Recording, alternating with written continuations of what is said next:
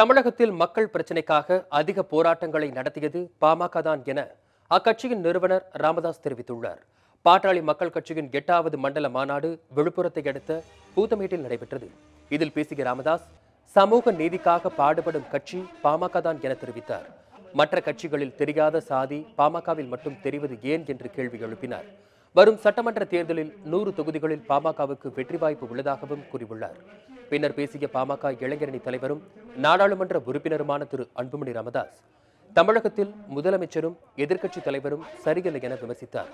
சென்னையை விட அதிகம் பாதித்த கடலூர் மாவட்டத்தை முதலமைச்சர் ஜெயலலிதா நேரில் பார்வையிடாதது ஏன் என்றும் கேள்வி எழுப்பினார். முதலமைச்சரும் சரியில்லை, எதிர்க்கட்சி தலைவரும் சரியில்லை, சொல்லுவாங்க வந்ததும் சரியில்லை, வார்த்தையும் சரியில்லை, அது மாதிரி 2 பேருமே சரியில்லை. அதனாலதான் நல்ல மாற்றத்தை நீங்கள் கொடுங்கள், உங்களுக்கு நல்ல முன்னேற்றத்தை இந்த அன்புமணி நிச்சயமாக கொடுப்பார்.